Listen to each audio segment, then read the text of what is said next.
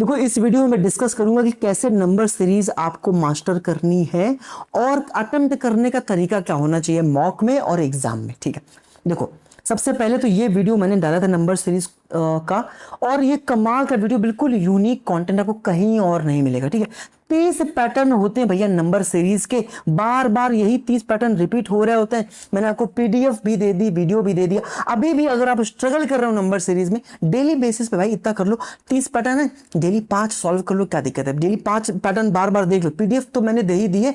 यही 30 पैटर्न बार बार रिपीट हो रहे होते हैं, और ये इनका जो लेवल है ना वो बैंकिंग लेवल का है, एसएससी से नीचे ही आता है।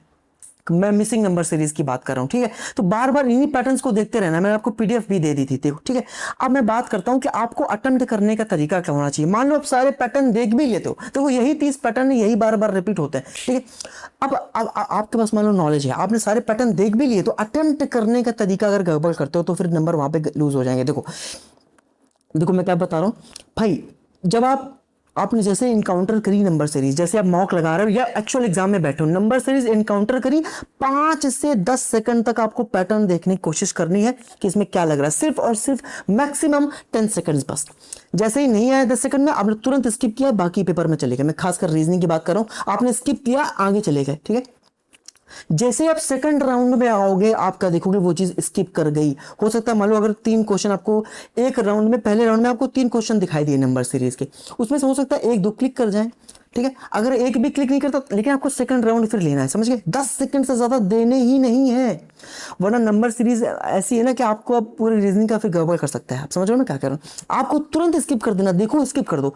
होता क्या, जैसे सेकंड राउंड लेकर आओगे, अगर आपने 30 के 30 पैटर्न देख रखे हैं, ठीक है, तो आपको ये देख रहे हो 47.5, यहाँ पे एक मैंने सिली मिस्टेक कर दी थी। ठीक है, तो आपने अगर पैटर्न देख रखे हैं ना, सारे पैटर्न 30 के 30 पैटर्न देख रहे हो और डेली आप रिवाइज कर रहे हो, तो अभी समझ के देखो कि सेकंड राउंड में जैसे आओगे तुरंत सवाल सॉल्व हो जाएगा। समझ पा रहे हो मैं क्या कह रहा हूँ? तो आपको क्या करना है, इस अटेम्प्ट करने का तरीका क्या है? देखो पहली बात तो ये नॉलेज होनी चाहिए, आपको 30 के 30 पैटर्न पता होने चाहिए। यही बार बार रिपीट होते हैं, चाहे एसएससी में चाहे बैंकिंग में, यही बार बार रिपीट हो रहे होते हैं।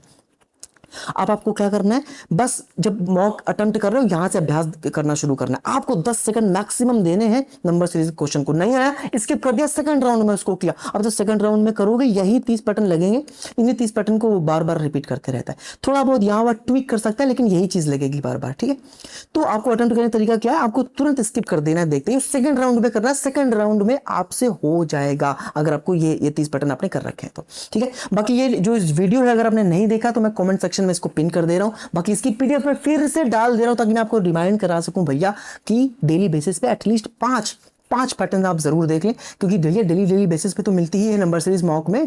ठीक है, तो अभ्यास करना बहुत जरूरी। ठीक है, बाकी पीडीएफ में फिर से डाल दे रहा हूं ताकि आप एक बार फिर से इससे रूबरू हो जाए। ठीक है, जय हिंद।